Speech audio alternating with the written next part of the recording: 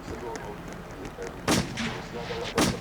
So with this dynamic, we're now go out in the field every 8 weeks, and that's just to service the trap. 2 weeks, we now move to going out 8 weeks, and we're installing about 125 traps.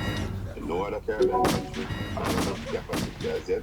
So that's why we're saying it's an interior or the region because we're moving ahead.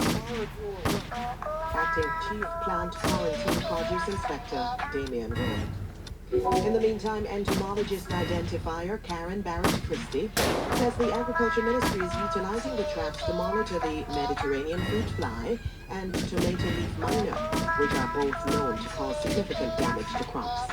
Mrs. Barrett-Christie says the traps will help extend the reach of the monitoring capabilities of the research team, which comprises the Ministry's Plant Quarantine Produce Inspection Branch and Research and Development Divisions, and the Rural Agricultural Development Authority. Can put these traps in some of the remote places where we couldn't go, so that will assist us in being more efficient and more effective. We will also benefit in terms of the fact that these traps are operated through sensors and cameras because the app is so diverse and all the trap information is placed on the app. We will also be able to go onto the app to see what is happening in each of the traps. The traps are placed not only at our ports of entry, they're also put in our production area to alert our farmers right away. Entomologist identifier at the Plant Quarantine Produce Inspection Branch, Karen Barrett-Christie. Prime Minister of St. Kitts and Nevis, Dr. Terence Drew, has reaffirmed his government's commitment to advancing education and workforce training. Dr. Drew says this will be achieved through strategic investments in digital transformation and technical and vocational education and training. He says there are significant upgrades planned for the Advanced Vocational Education Center, with a focus on integrating cutting-edge technology into its training programs. This, he says, will include the integration of immersive simulators, which utilize virtual reality technology to simulate real-world training experiences while promoting the efficient use of resources. This technology is designed to shorten the learning curve and enhance operators' skills to dramatically increase productivity and decrease energy consumption by 50%. And finally, after months of deadlock, Israel and Hamas appear to be moving closer toward a ceasefire to end their 14-month war. Top officials from the U.S., Qatar, and Egypt have resumed their mediation efforts in recent weeks and reported greater willingness by the warring sides to wrap up a deal. In a key concession, Hamas officials say they are prepared to show more flexibility on the timing of an Israeli troop withdrawal from Gaza. And Israel's defense minister, Israel Katz, says a deal is closer than ever.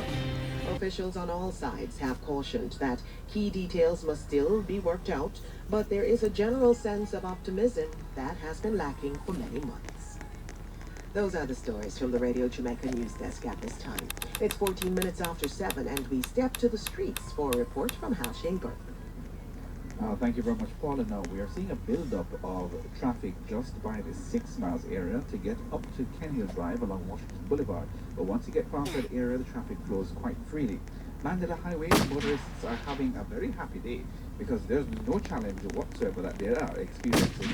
So too those using Municipal Boulevard. In the White Marl area, there is smoke emanating from 2 areas that have been lit. So it is impacting visibility in that section. So motorists, be careful as you make your way in that area. Thank you, Hal. With a warm, comforting taste of honey, rum, and lime. Benjamin's Honey Time. Your source of vitamin C. Benjamin's, a trusted name for over a century. The time by Benjamin's Honey Time is just about 15 minutes after 7, and time for the financial report, brought to you by Garden Life. Live safe, live easy.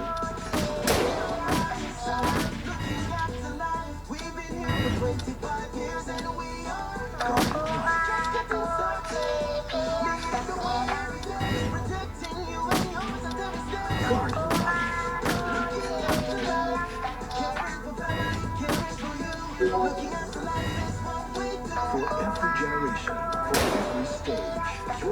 for 25 years. Guardian Life. And now the details.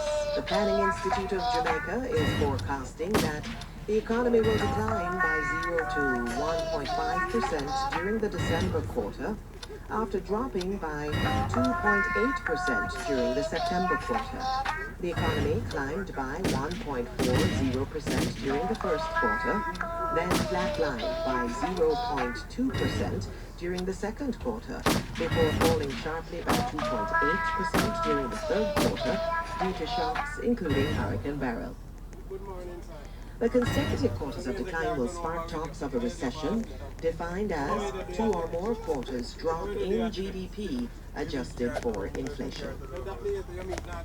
Rejuvenated regional airline LEAC 20 will, on December 20, begin direct flights between Jamaica and Antigua, leading to a strengthening of regional connectivity and the enhancement of multi-destination tourism. CEO of the airline, Hafsa Abdul Salam, says the new service into Kingston will be competitively priced and will provide Jamaicans with new opportunities.